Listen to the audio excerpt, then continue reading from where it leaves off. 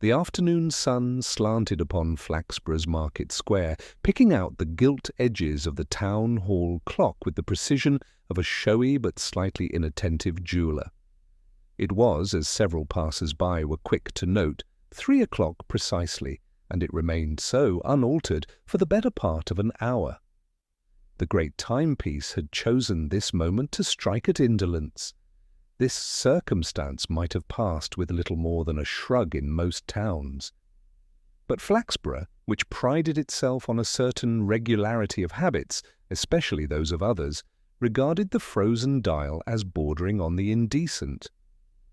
Mrs. Clay, for example, emerging from her chemist's with a fresh supply of pills, of indeterminate but vaguely alarming purpose, informed her neighbour that she had missed her bus entirely, and that this sort of nonsense was the beginning of municipal collapse. It was not long before the matter reached the vestry of St. Swithin's, where a committee of parishioners were in the midst of rehearsing indignation about the price of flowers for Harvest Festival. The vicar, a small man with the perpetual look of one newly woken from a nap he had not intended to take, ventured that perhaps the council ought to be consulted. The churchwarden, Mr. Harbage, stout and ruddy as though he were himself an exhibit in the harvest display, countered that the council could scarcely be trusted to wind a watch, let alone a town clock. Besides, he said, lowering his voice with a gravity that implied considerable importance, there are the minutes to consider. This remark, though not immediately understood by half the company, carried the peculiar potency of a phrase that suggests hidden relevance. A stir went round the vestry. By evening it had become established in the snug of the Bull Hotel that not only had the clock failed, but that the official minutes of the last parish meeting, a dull affair notable chiefly for its length and absence of conclusion, had also disappeared.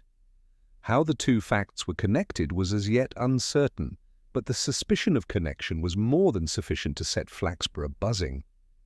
Mrs. Teatime, who kept the lending library and claimed superior knowledge of municipal procedures by reason of having once returned a novel late and been fined for it, assured her listeners that such a loss was tantamount to treason.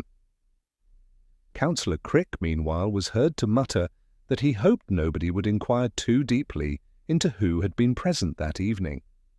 It was at this point, when gossip had only just outstripped common sense, that Inspector Purbright received a polite but faintly agitated telephone call from the Mayor's secretary. It appeared that certain papers of significance had gone astray, and that his worship was anxious to avoid, if at all possible, an appearance of irregularity. Purbright, whose calm courtesy concealed the fact that he could discern panic in a voice as easily as a farmer detects blight in a field, agreed to attend in the morning. He replaced the receiver with his usual air of faint apology to the instrument and sat back. Sergeant Malley, entering with a pile of reports of sufficient bulk to oppress a lesser desk, found his superior gazing thoughtfully at the ceiling. "Trouble?" the sergeant asked, with the habitual cheerfulness of one who would welcome it, provided it did not involve unnecessary writing. "Perhaps only of a clerical nature," Purbright replied. "Though clerical difficulties, in my experience, tend to lead quite naturally to theological ones. A matter for the parish in any case." Malley snorted, which was his closest approach to philosophy. Thus began the affair of the missing minutes, born of a stalled clock, nourished on speculation, and already promising to those who relished such things a gratifying exposure of human oddities under the respectable crust of Flaxborough. By the following morning, Flaxborough's market square had recovered its usual appearance of benign busyness, though the air was alive with something keener than trade. The clock upon the town hall had, after stubbornly displaying 3 o'clock for half a day, begun to function again, as if nothing untoward had occurred. Its sudden restoration, naturally, was regarded with suspicion. Mr. Harbage, seen leaving the butcher's with a packet of sausages that looked faintly ashamed of their plumpness, announced to all within hearing that somebody had been up there fiddling in the night. Mark my words. He did not specify whom he suspected, but the breadth of the pronouncement ensured that someone, somewhere, would take it to heart. The disappearance of the parish minutes, meanwhile, had swollen from a clerical curiosity into a matter of civic drama. Councillor Crick, whose reluctance to be reminded of meetings was known to all, spent a restless morning pacing between his tobacconist's shop and the council offices, avoiding eye contact with anyone who might ask if he had been last to see the papers. Mrs. Clay, fortified by her fresh consignment of pills, confided to her grocer that she had always thought there was something not quite right about the way those meetings were written down, never a word about what really happened. The grocer, a man more given to practical than philosophical reflections, suggested that perhaps the clerk had mislaid them. Mrs. Clay dismissed this with a contempt that could have soured milk. Inspector Purbright, summoned to the mayor's parlour, found his worship in a state of elegant discomfort, seated at a desk which seemed to reproach him with its piles of unopened correspondence. The mayor was a man who could appear both busy and idle simultaneously. His hands fiddled with a paper knife, while his eyes sought distraction in the patterned carpet.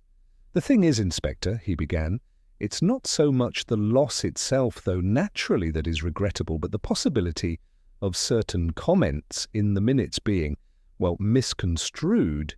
Purbright listened with the polite stillness that encouraged talk without ever granting absolution.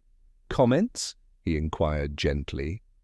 "Merely routine observations," the mayor replied, "a touch too quickly, but taken out of context, or, worse still, publicized, they might suggest disharmony.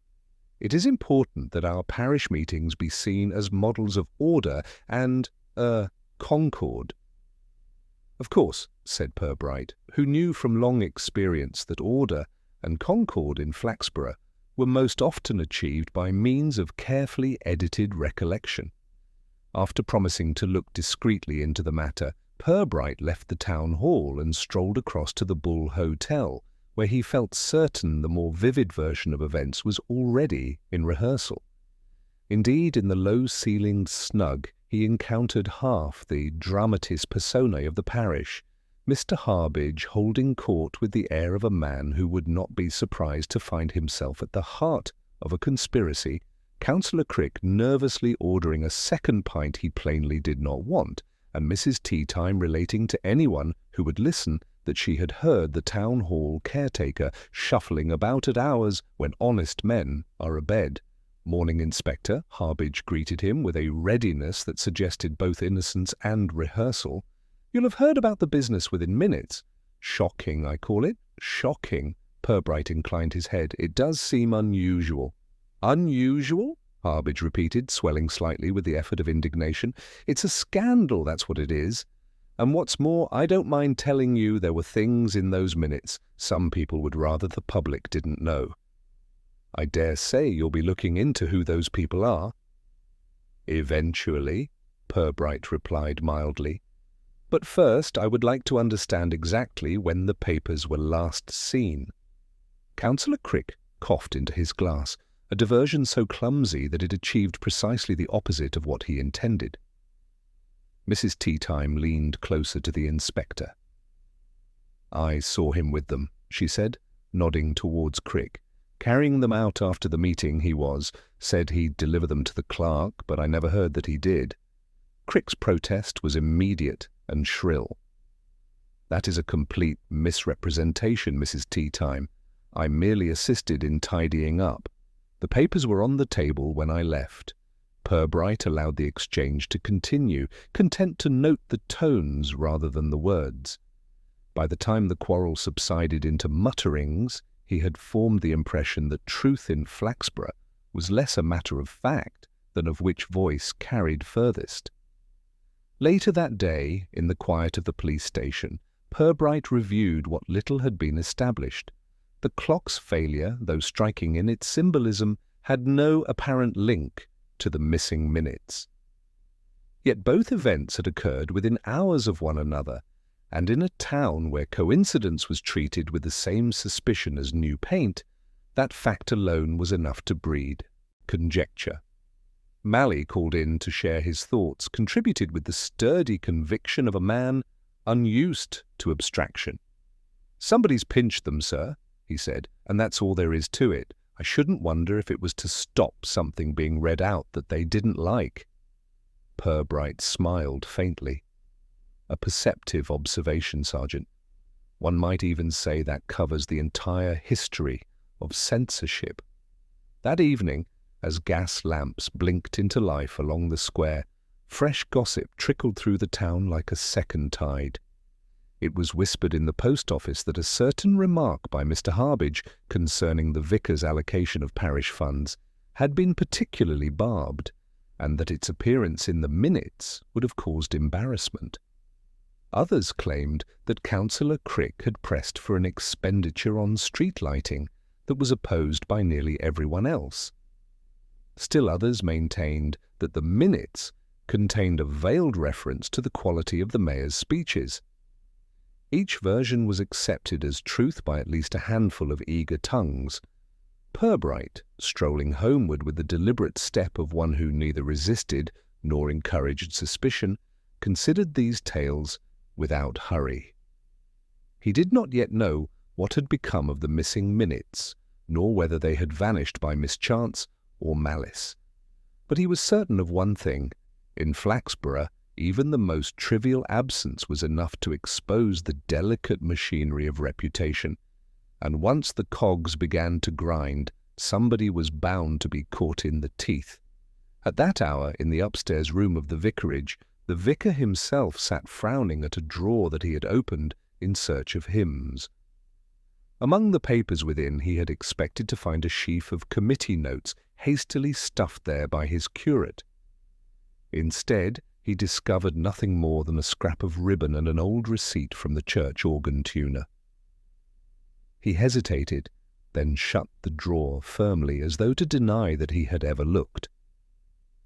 Outside, the town hall clock chimed 9, with the air of a thing that had never dreamed of failure.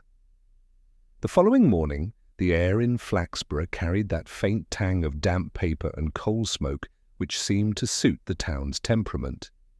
It was, Inspector Purbright reflected, the sort of weather that encouraged recollection even of matters that one might rather forget. As he crossed the square toward the parish offices, the town hall clock marked his progress with an emphatic and punctual clang, as though it wished to make amends for its lapse of the previous day.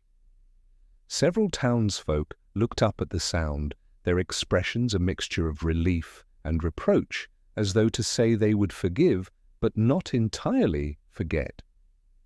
Inside the modest building, the parish clerk, Mr. Empson, received Purbright with the nervous eagerness of a man who expected to be blamed for something and longed to confess, though uncertain whether it would be wise to do so.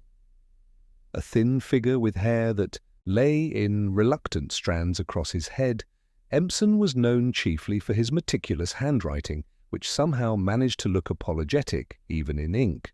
"I assure you," Inspector Empson said almost before the door had closed behind them, "I had searched every drawer, every cupboard, even the wastepaper baskets. The minutes simply aren't here." Purbright nodded gravely. "They were last in your possession, I believe?"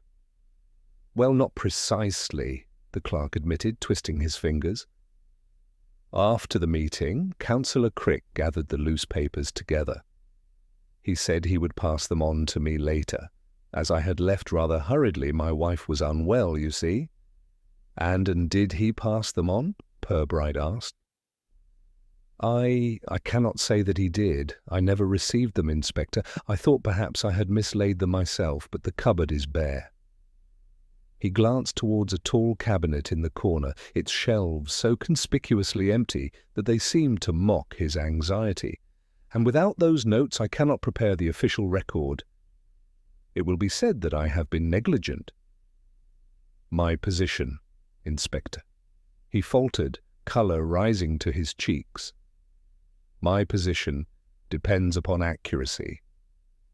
"Accuracy," Purbright murmured, "is indeed an admirable quality, though sometimes in Flaxborough memory seems to be the more useful currency." Empson looked stricken, as though the inspector had touched upon some private fear. Purbright, however, let the silence extend until it became almost companionable, then rose and took his leave with a gentle assurance that he would continue to make inquiries. Across the square, Sergeant Malley was loitering near the bus stop, his broad figure giving the impression of someone prepared to prevent the next scheduled coach from leaving, should it be required as evidence.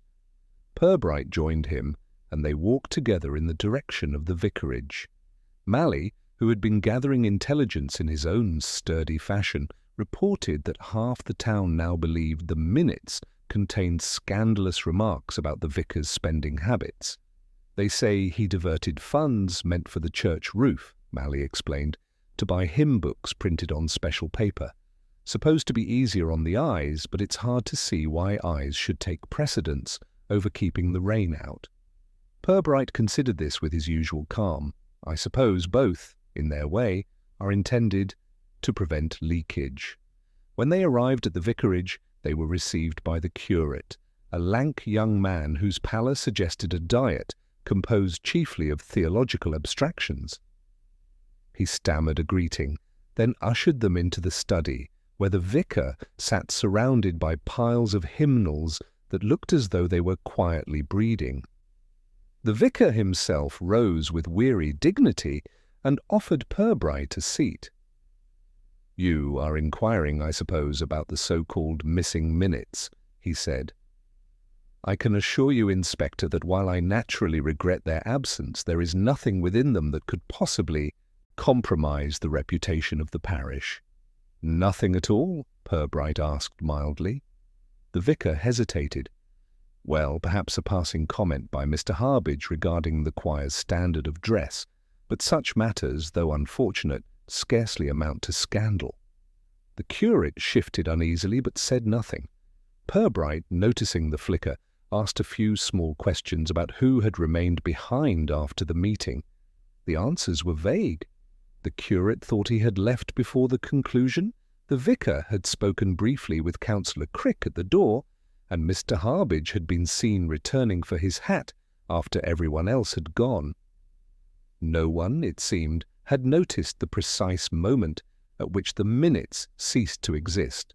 Later, as Purbright and Malley retraced their steps towards the station, the sergeant offered his conclusion with satisfaction.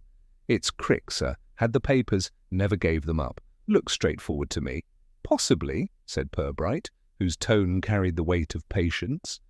"But the straightforward rarely survives long in Flaxborough. It bends under the pressure of interpretation." That afternoon, the gossip thickened into conjecture of a more elaborate nature. It was said at the post office that the minutes had been deliberately removed to suppress an accusation about the mayor's expenses. In the bakers, the theory was that Councillor Crick himself had wished to conceal the fact that he had fallen asleep during the meeting and snored audibly an entry which, if made official, would cause endless mirth. By evening, the snug of the Bull Hotel was alive with yet another rumour that the minutes had been spirited away by someone outside the council altogether, someone with an interest in keeping certain matters of parish finance entirely invisible. Purbright allowed these theories to reach him, filtering them not for truth, but for tone. He knew well that in a town like Flaxborough, people's inventions often betrayed more than their recollections. At his desk that night, beneath the steady glow of the station lamp, he drew up a list not of suspects but of motives, embarrassment, concealment, rivalry, pride, and wondered which would prove the stronger. The clock outside struck 10 with impeccable clarity, its sound carrying over the rooftops like a reminder that though time had once faltered, it was now perfectly content to keep marching. What had faltered instead, Purbright reflected, was the honesty of those who pretended nothing had been lost. By the following day, the story of the vanished minutes had matured from mere loss into what Flaxborough now regarded as a fully fledged scandal. The postman, a taciturn fellow whose chief delight was to be in possession of knowledge before anyone else, had reported that he had seen Councillor Crick loitering outside the parish offices late at night, fumbling with a set of keys that did not appear to fit.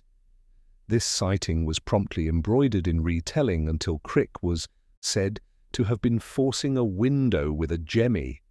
The councillor naturally protested his innocence at every opportunity, but his denials were undermined by his reddening cheeks and a habit of adjusting his collar whenever the subject was raised. Inspector Purbright, who knew that embarrassment and guilt were often indistinguishable in men such as Crick, listened with equanimity to these tales, but made no move to act upon them. He preferred instead to watch how the councillor handled the weight of communal suspicion. If Crick had truly appropriated the minutes, his instinct under pressure would reveal more than any formal interrogation.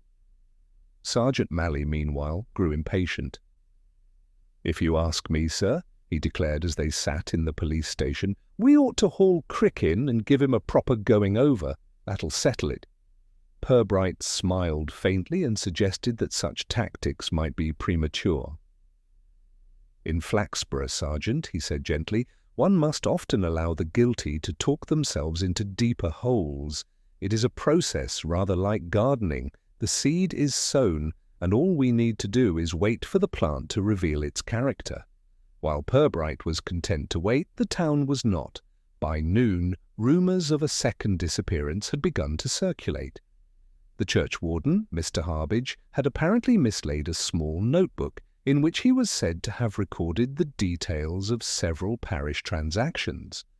The notebook was considered unremarkable until someone suggested it contained notes about which tradesmen were favoured for church repairs, and at what price. This was enough to set tongues wagging with renewed vigour, especially among those who felt their own services had been unfairly overlooked. Purbright paid a visit to Mr. Harbidge that afternoon. He found the churchwarden in his tidy front parlour, a room that smelt faintly of polish and pickled onions.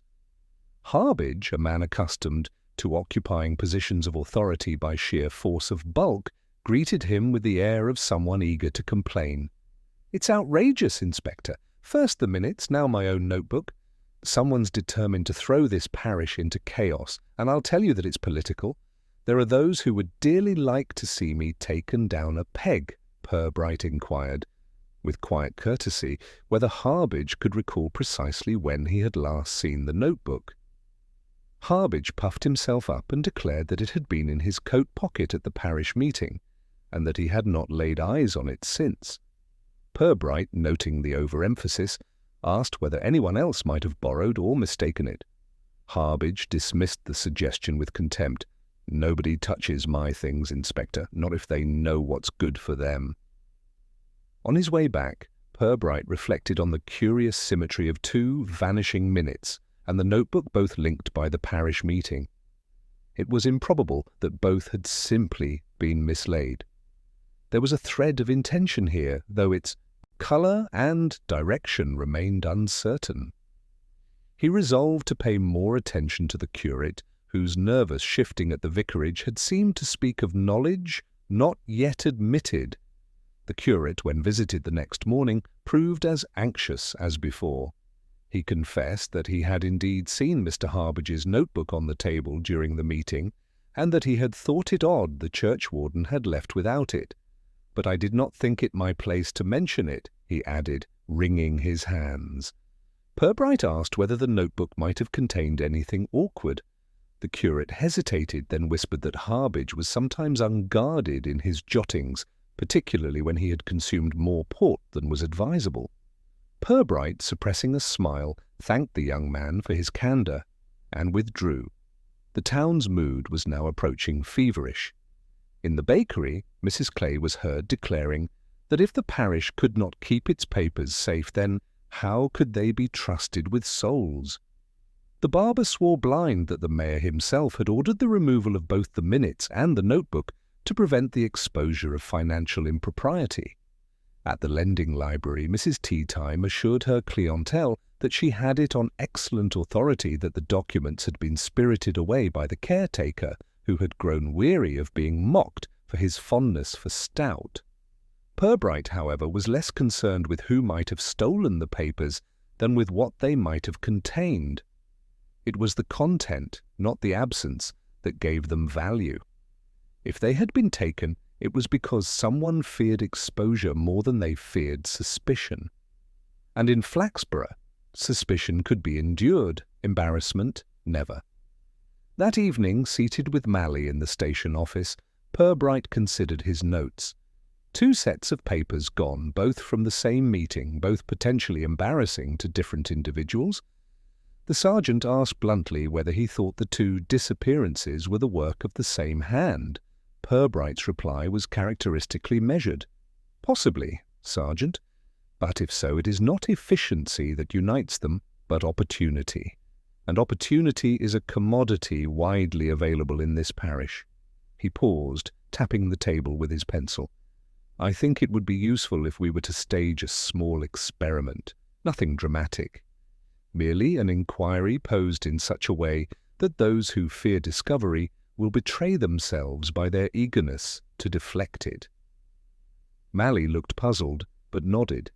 He had long since ceased trying to predict precisely what form his superior's experiments might take.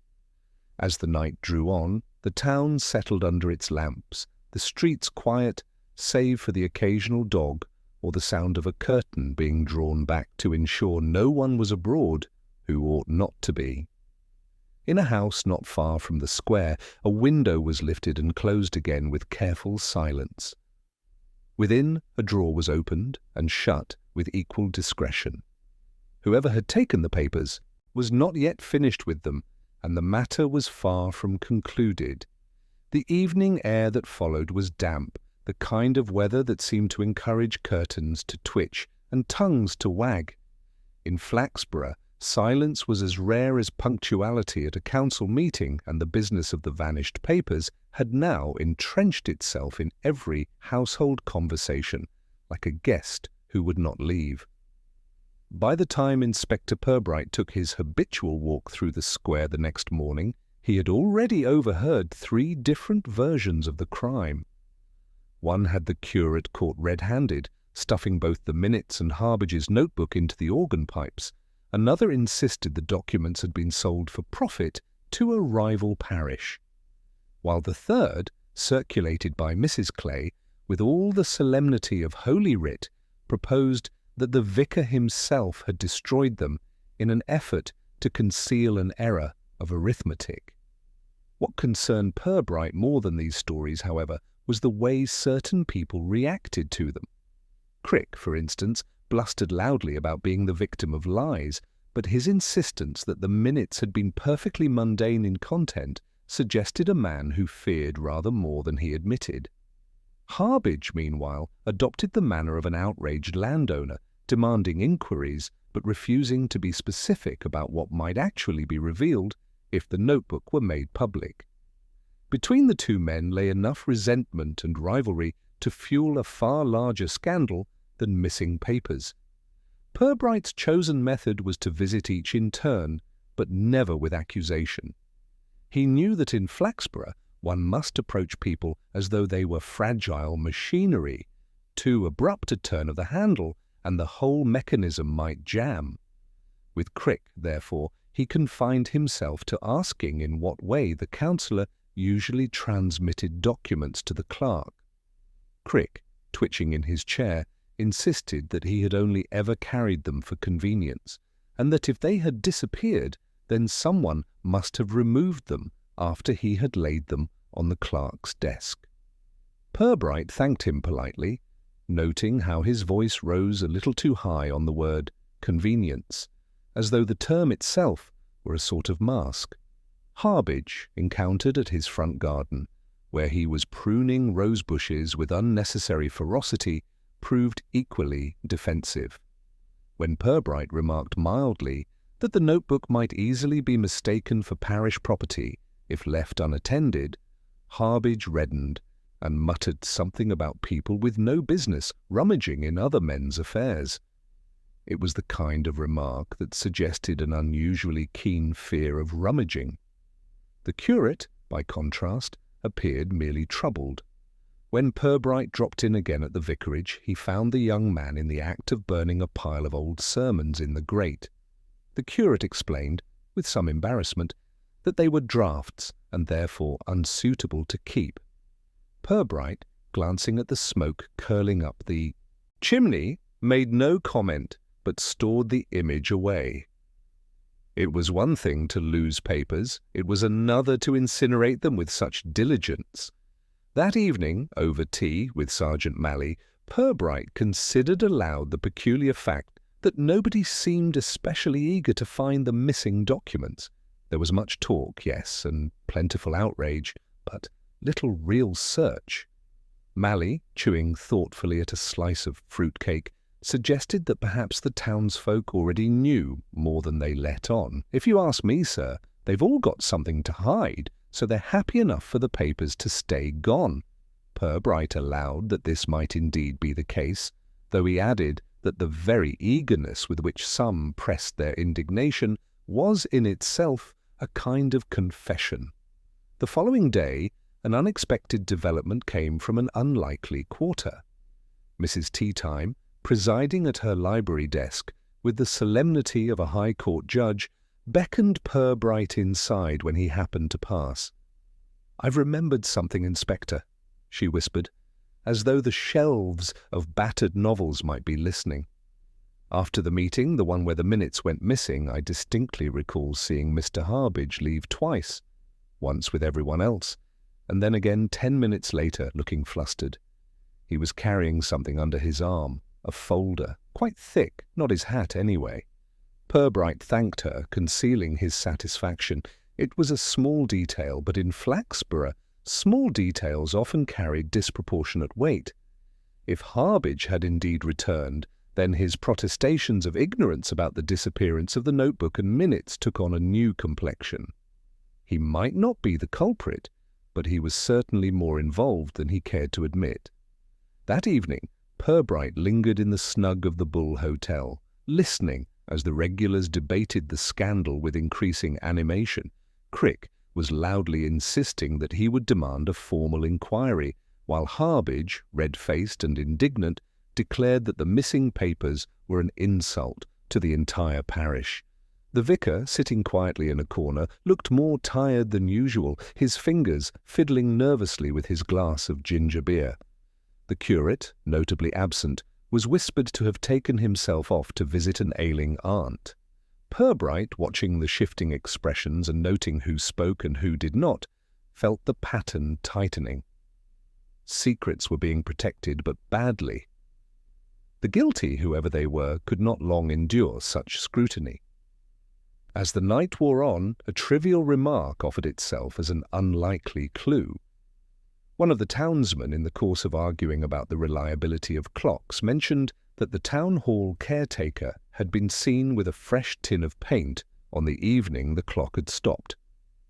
He had muttered something about covering marks left by birds. The observation, delivered as comic relief, pricked Purbright's attention. A man painting at night, in proximity to the council offices on the very evening of the paper's disappearance, was a detail too odd to ignore. By the time Purbright walked back through the square under the cool clarity of the restored clock, he had gathered together a handful of threads. Harbidge's second departure, Crick's unconvincing explanations, the curate's habit of burning paper, and now the caretaker's midnight painting. None on its own amounted to more than curiosity. Yet together they began to suggest a design, faint but discernible, like the outline of a watermark showing through paper when held up to the light. He allowed himself a small private smile as he unlocked the station door. Tomorrow, he thought, would be the time to test that design. And he knew just how to do it. The next morning found Inspector Purbright at the town hall, standing in the chill corridor that smelled of old linoleum and pipe smoke. The caretaker, Mr. Gosling, was already at work with a mop, humming in a tone of resignation that suggested the floor would never, in his estimation, be quite as clean as it ought. He looked up as Purbright approached, his expression wary, as though he sensed the inspector's presence carried questions rather than compliments. "I understand you've been improving the fabric of the building," Purbright began pleasantly. "A little painting, perhaps?" Gosling's face shifted, not quite to guilt, but towards defensiveness. "Birds, sir, a nasty lot of them. Leave marks on the stone. Thought I'd best see to it before it got worse." "At night?" Purbright inquired, his voice mild. "A curious hour for such maintenance." The caretaker shuffled. "It's quieter then, no one underfoot, and the paint dries quicker when there's no drafts." He spoke with the stubbornness of a man accustomed to small authority, yet his eyes flickered toward the locked door of the council chamber. Purbright let the pause lengthen, then remarked, "You would have been very near the parish office that evening." "I suppose you didn't notice anything untoward?" Gosling shook his head too quickly. "Nothing, sir. Locked up tight as always." "Of course," Purbright said, nodding. "I only wondered whether, while improving the walls, you may also have come across something lying about. A notebook, for example, or perhaps some loose papers." At this, Gosling's mop halted mid-swipe. For an instant he looked almost ready to confess, but then his shoulders stiffened. "No, sir. Nothing of the kind, and if anyone says otherwise, they're lying." Purbright's expression remained amiable, but he noted the little betrayals in the man's manner, the sudden stillness, the excessive denial. He thanked him courteously and left, but he did not forget. The caretaker's tin of paint was a small detail, but it was beginning to smell more strongly of design than coincidence. Outside, Sergeant Malley waited on the steps, his broad face eager. "Did he admit it, sir?" "Not exactly," Purbright replied, "but he has certainly painted himself into a corner." As they walked back across the square, Purbright observed the town in its habitual motion, shopkeepers sweeping their thresholds, women queuing at the post office, the vicar pausing to exchange a nervous smile with a passing parishioner. Yet beneath the surface routine, the rhythm felt strained. People glanced over their shoulders more often than usual. Conversations broke off as Purbright passed. The missing minutes had unseated something fundamental, a confidence that the dull machinery of civic life would always grind on, unremarked. Their absence had reminded everyone that records, once written, might say things not meant for daylight, and that even respectability was subject to exposure. That evening, Purbright suggested to Malley that they revisit the vicarage. The curate, he said, was a man whose nervousness seemed out of proportion. "He burns sermons, Sergeant. That is not in itself a crime, but it shows a temperament drawn to destruction of the written word, and temperament, as you know, often guides opportunity." The curate received them with the same uneasy smile. His room smelled faintly of smoke, and the grate was newly swept, as though in readiness for further burning. When asked whether he had noticed anything suspicious about Mr. At the meeting, the young man faltered, then admitted he had once overheard the churchwarden muttering about being damned if he'd let the vicar's schemes be written down. He offered this reluctantly, as though betraying a confidence, and then seemed relieved to have parted with the burden. On their way back, Malley remarked that the curate was clearly frightened of Harbage. Purbright agreed, but added that fear was not the same as guilt. "Still it sharpens the air," he said. "I think it is time to give the parish the chance to sharpen it further for us." The following day, Purbright attended a scheduled parish gathering at the town hall. The matter of the missing minutes was not officially on the agenda, but everyone knew it would surface. Indeed, before the second item had been reached, Harbage was on his feet, thundering about the incompetence of record-keeping and demanding that those responsible be held to account. Crick, pink about the ears, retorted that responsibility lay squarely with those who could not manage their own papers. The mayor attempted to restore order, but his tapping gavel only added rhythm to the quarrel. Purbright sat quietly, hands folded, watching faces. He said nothing until the atmosphere had reached just the right point of fervid indignation. Then, in a voice of polite inquiry, he asked, "Might I suggest, gentlemen, that whoever has the papers return them quietly, perhaps after this meeting, and no further questions will be asked?" The effect was immediate and revealing. Crick leaned back with ostentatious relief, as though hoping to appear unconcerned.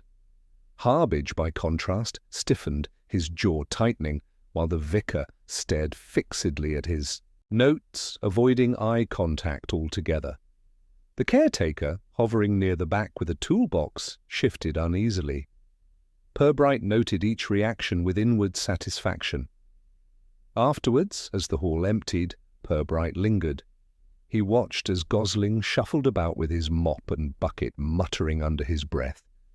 And he saw just for a moment the man slip into the parish office with a furtive air, emerging minutes later with nothing visible but a smear of paint on his sleeve. Purbright said nothing, merely offered a courteous "good evening," but his eyes, calm and steady, lingered on the stain. That night, back at the station, Malley pressed for an arrest. "It's him, sir, plain as day. The caretaker's got them stashed somewhere." "Perhaps," Purbright said. "But consider this, Sergeant. What use has Gosling for the contents of parish minutes or Harbidge's notes? He may be a safekeeper, but I doubt he is the author of the mischief. Someone has placed him in that role willingly or otherwise." Malley frowned. "Then you think he's working for one of the others?" "I think," Purbright replied, "that paint can cover marks, but not for long. We must let it dry and then see what lies beneath." He closed his notebook, satisfied that the game was tightening. Soon enough, those who feared embarrassment would have to reveal themselves more fully. And when they did, he intended to be listening.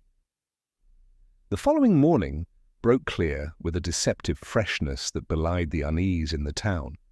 Inspector Purbright, sipping his tea at the station desk, was considering his next quiet step when Sergeant Malley entered, his usual briskness tempered by a look of reluctant importance. He placed a note before Purbright and cleared his throat in a manner that suggested he half expected congratulations. "Another gone, sir," he announced. "The vicar's correspondence file disappeared from his study sometime last night." Purbright set down his cup with unhurried care. "So," he said, "our thief has developed a taste for clerical papers. It seems we are gathering a collection." Malley frowned. "That makes 3, sir. And I don't believe in coincidences. Somebody's helping themselves right under our noses." The inspector, however, was more thoughtful than alarmed. 3 vanishings, all connected to the same meeting, all involving records that might contain embarrassing truths. The pattern was too tidy to be changed, yet the method was clumsy. Every removal increased suspicion rather than allaying it. It was not a thief's work, but someone desperate to conceal or to control. They went together to the vicarage, where the vicar met them with that blend of weary politeness and faint panic that had become his expression of late. He insisted that the missing file contained only old correspondence from diocesan authorities and receipts for minor expenses. The curate, hovering in the background, looked unconvinced but said nothing. Purbright gently asked whether any of the letters might allude to the parish finances. The vicar flushed and admitted that there had been one exchange about the use of funds for hymnals instead of roof repairs. "But hardly a matter for mischief," he said, twisting his hands. "On the contrary," Purbright murmured. "In Flaxborough, even a matter of hymns may provoke litigation if expressed with sufficient sharpness." As they left, Malley muttered that the curate looked guiltier each time they saw him. Purbright agreed the young man was troubled, but suggested that nervousness might indicate conscience rather than crime. "We must not confuse the two, Sergeant. a liar is often calmer than a man with nothing to hide. By midday, word of the vicar's missing file had spread, adding fuel to the town's growing conflagration of speculation. In the butcher's, it was confidently stated that the documents contained proof of the mayor's misuse of funds for a personal holiday. At the milliner's, the story was that the vicar had been blackmailed by a tradesman over unpaid debts. In the snug of the Bull Hotel, where the stories thickened like smoke, Harbidge declared in ringing tones that the disappearances were an orchestrated attempt to bring disrepute upon the parish council and upon me personally. Crick, pale and sweaty, shouted back that the churchwarden was simply trying to distract from his own carelessness. Purbright sat quietly in the corner, his mild gaze travelling from face to face. He asked nothing, offered no argument, but noted with satisfaction how the quarrel drew sharper, how each man's fear shaped his accusations. The more loudly they protested, the clearer their anxiety became. That evening, he sent Mally to make a discreet circuit of the town hall. The sergeant returned, disgruntled, with news that Gosling the caretaker had been seen carrying bundles into the basement. "Could be anything, sir," Mally said, "but I'll wager it wasn't coal." Purbright nodded. "We shall look, in due course. But for now it is better to let him think his hiding place is safe." The following day, Purbright called at the lending library. Mrs. Teatime, who had become his most enthusiastic informant, leaned across the counter with conspiratorial eagerness. "I've had it from a reliable source," she whispered, "that the curate went back into the town hall late at night. He said it was to fetch a book he'd left, but I don't believe a word. He was carrying something under his coat. A file, if you ask me." Purbright thanked her gravely, concealing his amusement at the phrase "reliable source," which in Flaxborough usually meant the vaguest rumour. Still, it was another piece of the puzzle. If the curate had indeed entered the building at night, then he was either hiding or retrieving something. Either way, it meant knowledge. That evening, Purbright and Mally visited the hall once more. The caretaker was absent, his mop and pail left abandoned in the corridor, and the basement door bore fresh scratches on the lock. With quiet efficiency, Purbright had the door opened. Inside, amid old chairs and battered hymn-boards, stood a small wooden chest. Within it lay a confusion of papers loose, folded, some tied with string. Purbright recognized the clerk's handwriting at once, and beside it Harbidge's notebook, its pages dog-eared from much thumb-turning. Atop them lay a bundle of letters which the inspector guessed were from the vicar's lost file. Mally let out a triumphant exclamation. "We've got them, sir! That settles it! The caretaker's our man!" Purbright lifted a hand. "Patience, Sergeant. These are not a thief's trophies. They are a custodian's burden. Someone has asked him to keep them safe, or perhaps persuaded him. The real question is who feared these papers so much they entrusted them to Gosling, and why they have not simply destroyed them." He closed the chest carefully, leaving the contents untouched. "Let him believe they are still hidden. Tomorrow we shall provide the opportunity for truth to betray itself." That night, as the clock in the square chimed 11 with its restored punctuality, Purbright reflected that the matter had reached its delicate stage. 3 men, Crick, Harbidge, and the vicar, had each reason to dread disclosure. The curate hovered on the edge, perhaps knowing more than he dared reveal. And Gosling, with his paint and his secrecy, was the unwilling guardian of it all. Somewhere within those missing minutes lay the remark or note that each man feared, and it was only a matter of time before fear drove one of them into a mistake. Purbright, as always, would be waiting, courteous and unhurried, for that moment to arrive. The discovery of the chest in the town hall basement altered nothing publicly, but much privately. Purbright had left it untouched, instructing Mally to breathe not a word of its contents. In Flaxborough, rumours blossomed even without nourishment. To introduce fact too early would have been to choke the roots of suspicion before they bore their useful fruit. Instead, he allowed the chest to remain where Gosling believed it hidden, confident that its existence would tug at guilty minds like a lodestone drawing iron filings. The next day he contrived to pass through the square at the same hour that Harbidge habitually returned from his errands. The churchwarden spotted him at once and came puffing across, flourishing his stick with the air of a man braced to deliver grievance. "I trust, Inspector," he announced, "that you are pursuing this scandal with the vigour it deserves. The town cannot endure such lawlessness much longer." Purbright inclined his head with mild sympathy. "Indeed, Mr. Harbidge.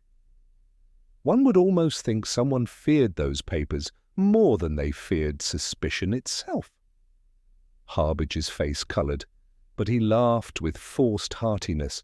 "A joke, eh? Ha ha! Well, you'll not catch me worrying about what's in them. Nothing at all, I assure you. Just routine. Notes."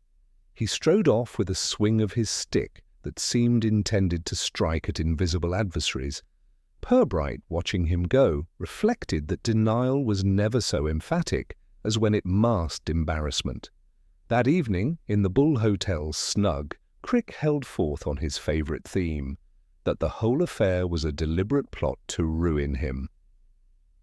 "I'll not stand for it," he cried, slapping the table. "The police ought to search every house in the parish, that's what." Several listeners murmured agreement, though their eyes betrayed amusement. Crick's passion, like his shopkeeping, was both excessive and faintly ludicrous, yet behind the theatricality lay something real.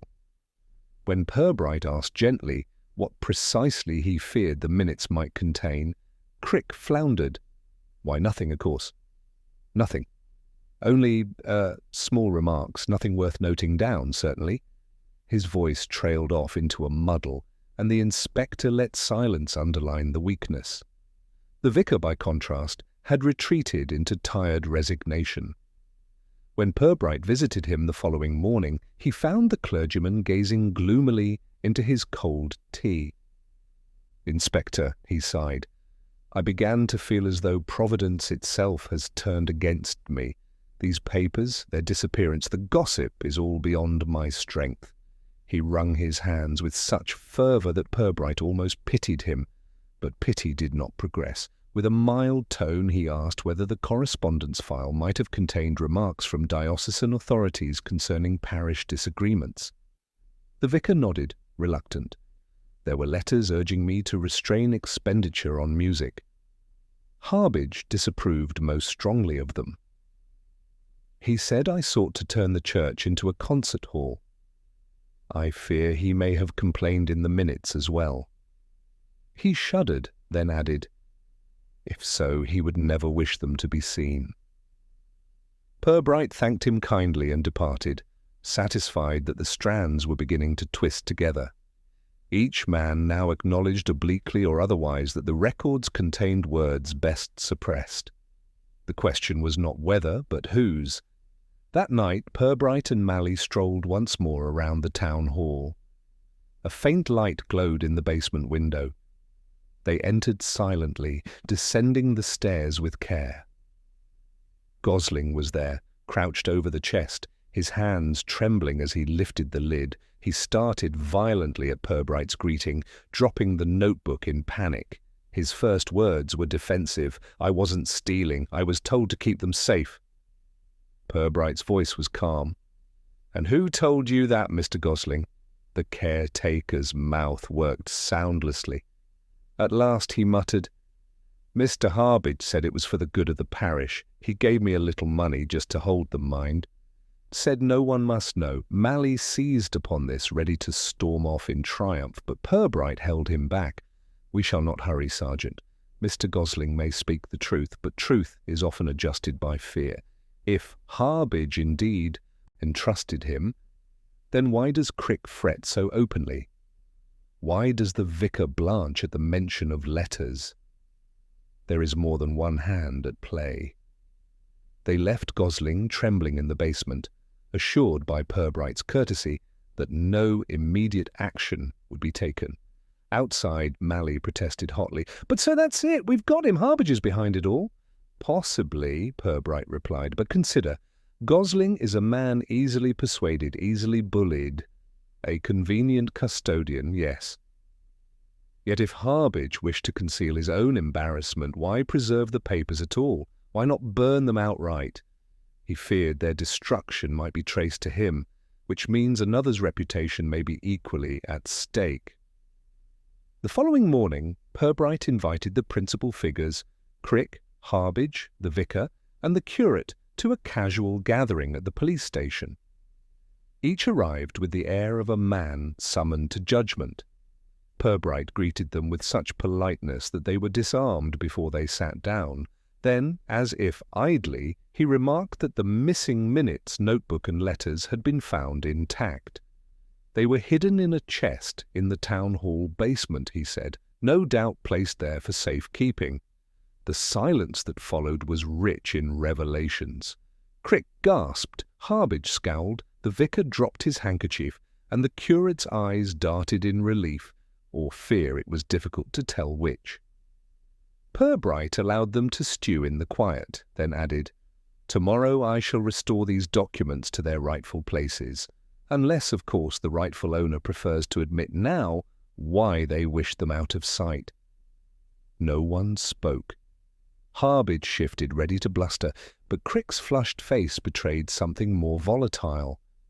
Purbright rose, excusing himself with gentle civility, leaving them to their own discomfort. As he returned to his office, he knew the pressure was nearly sufficient. One of them would break, and when he did, the rest of the truth would tumble out with him. Until then, Purbright would wait, as patient as a fisherman who knew the fish was circling the bait. The air in Flaxborough was noticeably tighter after Purbright's quiet announcement that the documents had been recovered. It had not escaped anyone's notice that he had refrained from naming who had concealed them, nor from promising to keep them hidden. To the townsfolk, this omission was not a comfort, but a provocation. Suspicion, already sharp, now became positively feverish.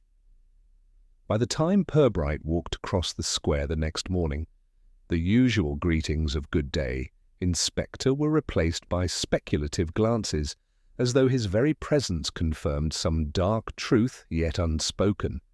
Within the snug of the Bull Hotel that evening, the effect was plain. Crick had abandoned his bluster, and now sat sullenly, nursing a pint with the air of a man rehearsing grievances in his head. Harbige still thundered, but his bluster carried a defensive edge, as though every shout were a shield raised against unseen accusation. The vicar, shrinking into his corner, barely spoke, while the curate hovered between loyalty and unease, his thin hands twitching at every raised voice. The caretaker Gosling, rarely seen in such company, slunk about the periphery, his eyes avoiding all but the inspector's calm, unreadable gaze. Purbright listened without comment, allowing their words to fill the snug like smoke. What struck him most was not what they said, but the absence of laughter. Even in Flaxborough, where quarrels were entertainment, there was usually humour. Now there was none. The matter had grown too grave for levity. That gravity was precisely what Purbright wanted. Fear could tighten lips, but it could also loosen them. The next day he took Mally on one of his apparently aimless strolls. They called first at the post office, where Mrs. Clay was making certain her news reached everyone within hearing distance. She confided that she had heard the minutes contained a reference to Crick's debt to a tradesman. And what's more, she added with relish, I believe the vicar knew about it all along. She spoke with such conviction that one could almost forget she had not been at the meeting herself. Purbright thanked her with a courtesy that left her both pleased and puzzled, and walked on. At the grocer's, a different version was in circulation. Here the belief was that Harbidge had been accused in the notes of favouring his relatives in awarding church contracts, and that this was why he wished the records gone. The grocer's assistant, a youth with a passion for secrecy that equalled his passion for loaves, whispered that he had overheard Harbidge himself mention damaging words over his purchases that very morning. Purbright received the tale with the same benign nod, but inside he noted the mounting pattern.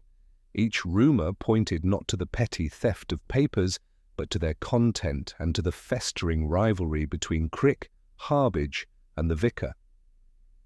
That evening, Purbright invited Mally to join him for a walk around the parish lanes. The sergeant, growing restless, pressed for action. "We've enough to bring Harbidge in, sir." Gosling all but said it was him. "Why wait?" Purbright's reply was patient, as always. "Because, Sergeant, what we have are suspicions, not admissions. And in Flaxborough, admissions come only when a man believes he has no other refuge. We must build the walls a little higher before one of them runs out of places to hide." The following day provided such a wall. A minor but telling incident occurred in the council chamber, where the mayor, attempting to proceed with business as usual, made a passing remark about the dangers of incomplete records.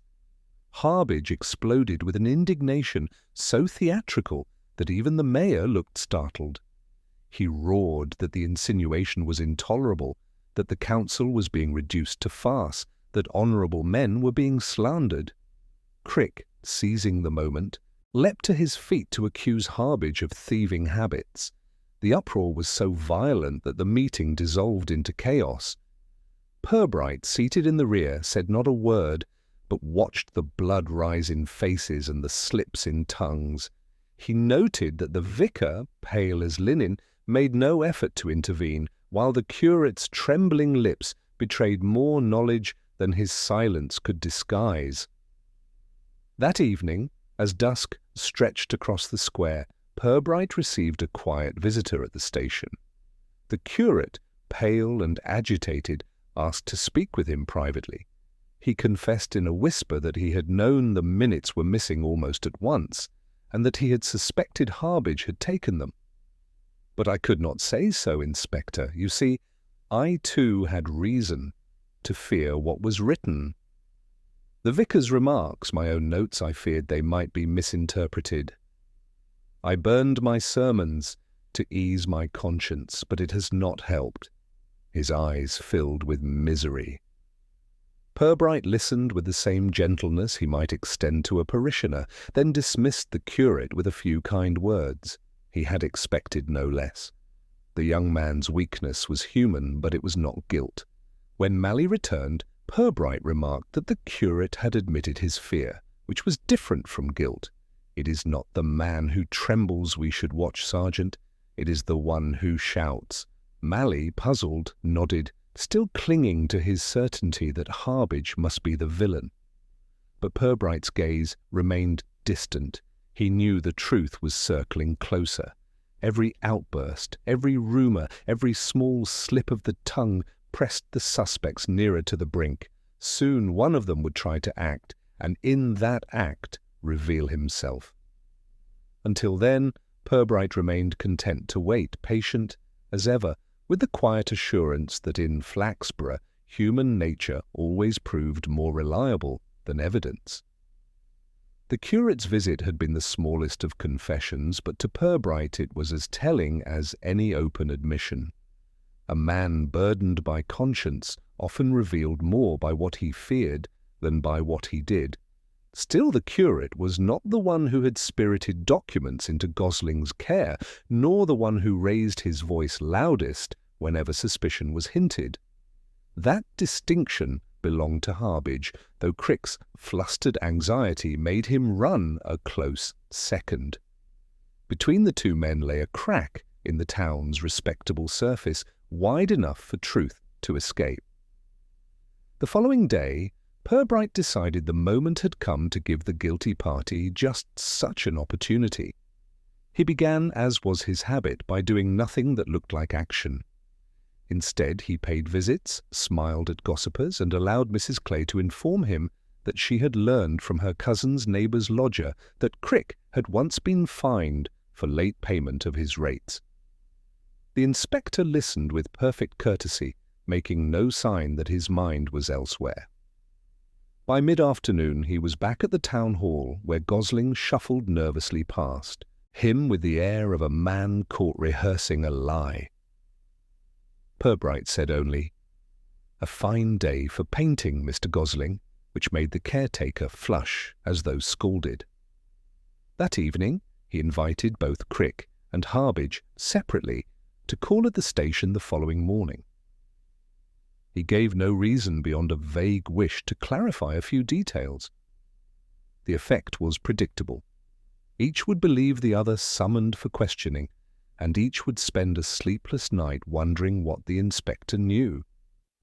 Malley, upon hearing this plan, brightened with the satisfaction of a man promised action. "We'll have one of them confess before midday," he declared. Purbright only smiled and remarked that confessions came in many forms. The morning unfolded with pleasing inevitability. Crick arrived first, damp about the forehead despite the chill, and immediately launched into protestations of innocence before a question had been put. Harbidge followed soon after, his bulk filling the doorway like a storm cloud, his voice loud enough to rattle the glass. Both demanded to know why the other was present. Purbright, with unhurried courtesy, made them sit and offered tea. He then remarked, almost idly, that the missing papers, though now secure, contained certain notes of interest that might, once read, oblige the counsel to answer awkward questions. "But of course," he concluded gently, "if either of you would care to explain those passages in advance, it might spare embarrassment later." The silence that followed was broken only by the clink of a teaspoon. Harbidge shifted in his chair, eyes darting. Crick's mouth opened and closed, his words deserting him. Each looked at the other with suspicion so naked that Purbright could almost have laughed. At last Harbidge thundered, "If anyone has reason to be embarrassed, it's him." The minutes record that he broke off too late. Crick leapt in with a furious denial, his cheeks crimson. The two men fell to squabbling like schoolboys, each accusing the other of improprieties that, though trivial, sounded venomous in the telling. The vicar's name, too, was dragged in, and even the curate's timidity was ridiculed. Purbright watched it unfold with patient detachment, noting how their eagerness to deflect suspicion only fastened it more firmly upon them. When at last they subsided breathless, Purbright thanked them with politeness, so disarming it left them blinking. "I shall make my notes," he said, "and consider how best to restore these documents to the parish record. Good day, gentlemen." They stumbled out into the square, still muttering, and the inspector, closing his notebook, permitted himself a small smile. Their quarrel had told him almost everything he needed. Not quite everything, but enough. That evening, in the snug of the Bull, the quarrel was replayed second-hand with embellishments. By the third retelling, Harbidge had accused Crick of embezzlement, and Crick had threatened to sue Harbidge for slander. The vicar, hearing of this, grew pale and declared that he could not possibly face another parish meeting. The curate, meanwhile, slipped quietly to Purbright's side as the inspector made his way home. "Sir," he whispered, "I think they may do one another harm. Could you not end it soon?" Purbright gave him a kind look. "Soon enough. A little more rope is needed, that is all." The rope came the following night. Malley, making his habitual round of the town hall, came upon Gosling again in the basement, this time in the company of Harbidge. The churchwarden was bent over the chest, riffling furiously through the papers, his face dark with panic. When challenged, he blustered that he had come only to check what was there, but the sweat on his brow told a different story. Malley, delighted, reported all this to Purbright at once, urging immediate arrest. The inspector, however, shook his head. "Not yet, Sergeant. A man found in company with evidence may be guilty, or he may merely be frightened. What matters is what he does after he believes he is cornered, and so Purbright arranged the final tightening. He had the mayor announce that the recovered documents would be read aloud at the next parish assembly, 2 nights hence. The news spread like fire in straw. By morning, all of Flaxborough was buzzing with anticipation, half terrified, half thrilled. Faces grew longer, voices shriller. Crick all but collapsed into hysteria, vowing he would not attend. Harbidge strode about like a man preparing for battle. The vicar prayed more fervently than ever, and the curate wrung his hands, as if trying to wring out his own anxiety. Gosling, for his part, vanished from sight, his mop left forgotten in the corridor. On the appointed evening, the hall was crowded to its last seat. Purbright took his place quietly, his manner that of one attending a mild social function. Yet he could feel the air charged with expectancy. Somewhere in the rows sat the guilty party, knowing the net was closing, and knowing too that in Flaxborough exposure was a heavier punishment than any sentence a magistrate could impose. Purbright folded his hands, his expression mild, and waited for the curtain to rise. The parish hall had never looked so solemn. Lamps glowed against the panelled walls, their light catching the dust that hung in the air like expectation made visible. Rows of chairs creaked beneath the weight of villagers who, though accustomed to gossiping in 2s and 3s, now sat shoulder to shoulder in charged silence. Everyone seemed to be waiting for the moment when reputations might be unstitched. Inspector Purbright, seated at the side near the mayor's dais, appeared almost apologetic in his composure, his hands folded with the air of a man resigned to hearing a long sermon. Only Sergeant Malley betrayed eagerness, his eyes scanning the crowd like a dog waiting for the first rabbit to bolt. The mayor began with a cough that reverberated more nervously than he intended.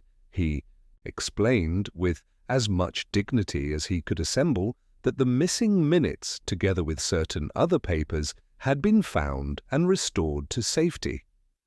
He was about to announce their reading when Harbidge surged to his feet, his face flushed and his stick thumping the floor. "This is an outrage," he declared, his voice booming. "No good can come of dragging half-heard remarks into public. The minutes are draft, not gospel." His objection might have carried weight had it not been delivered with such ferocity that half the audience leaned forward, avid for scandal. Crick leapt up almost at once, his cheeks blazing, and shouted that only a guilty man would fear the minutes being read. The hall erupted in murmurs. The vicar raised a trembling hand for calm, but his appeal went unheard. Purbright remained motionless, his expression unreadable, though his eyes lingered on Harbidge's perspiring brow, then slid to Crick's clenched fists. The curate, seated a few rows back, looked pale enough to faint. Gosling, pressed against the wall like a man hoping to merge with the plaster, seemed ready to flee. At last, the mayor regained enough authority to nod towards the clerk, Mr. Empson, who shuffled forward with the sheaf of papers, clutched like a reluctant confession. He began to read. His voice, hesitant at first, soon steadied as the words rolled forth. The accounts of minor parish business, debates over flowers, arguments about the choir. The audience fidgeted, disappointed. But then came the passages that struck deeper. Harbidge had indeed complained in blunt terms of the vicar's extravagance with hymnals. Crick had been noted as pressing for leniencies regarding arrears of payment. The vicar himself had spoken defensively, almost pleadingly, about the allocation of funds. Each sentence was unremarkable alone, yet together they painted a picture of pettiness, rivalry, and wounded pride. The murmurs swelled again. It was then that Empson faltered, his eyes scanning a line he clearly wished unread. With a small cough he pressed on, his voice thinning. It was further remarked by Councillor Crick that the parish accounts had been subject to irregularities, which, if examined closely, would not redound to the credit of Mr. Harbidge. The hush that followed was thunderous. Crick sat frozen, his lips parted. Harbidge shot to his feet, spluttering, his outrage volcanic. "Lies! He invented it! I demand those words be struck out!" The outburst carried precisely the weight Purbright had expected. His calm gaze rested on the man until the silence returned. Curious, Purbright observed at last, his tone almost conversational, that the one who wished these records hidden is now the first to object to their accuracy. His words were quiet, but in the silence they fell like hammer blows. Harbidge's mouth opened and closed, but no denial came. The crowd stared.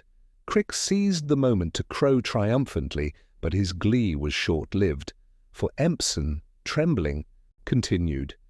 It was also noted, following Councillor Crick's remarks, that he himself was in arrears to certain tradesmen, and that the parish could not overlook such an example. The laughter that broke out was harsh and unkind. Crick collapsed back into his chair, defeated. The hall seemed to tilt between amusement and scorn, as though both men had been stripped at once. Purbright rose at last, his mild expression steady. "Ladies and gentlemen, what you have heard tonight explains more than missing papers. It explains why some feared exposure." Mr. Harbidge, too free in his complaints, wished the record gone. Councillor Crick, equally fearful of embarrassment, hoped it would never return. Both found in Mr. Gosling a convenient guardian, persuaded by money or pressure to conceal the documents. The vicar and his curate feared scandal, but took no hand in it. What we see is not grand crime, but the ordinary human impulse to avoid ridicule. In Flaxborough, that is punishment enough. There was no applause, only a rustle of discomfort. Harbidge's bluster had deserted him. He sat, slumped, his stick fallen. Crick stared at the floor, the colour drained from his cheeks.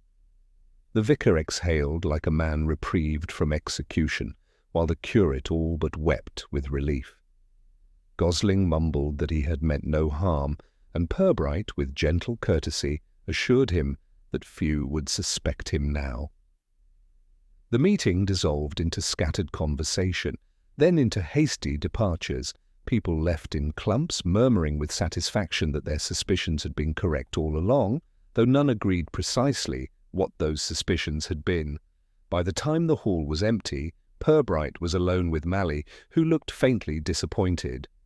"So that's it, sir? No charges?" "None worth the ink," Purbright replied. "The law might punish theft, Sergeant, but ridicule will do the rest. Our task is not to fan the fire, only to let the smoke reveal what lies beneath." Later that evening, as he sat once more at his desk, the inspector allowed himself a faint smile. Outside, the town hall clock struck the hour with perfect clarity. Time, which had faltered, had returned to its duty. So too had Flaxborough, chastened but unchanged, settling back into its routine. Purbright opened a fresh report, dipped his pen, and began to write with the quiet assurance of a man who knew the town would provide him another puzzle soon enough.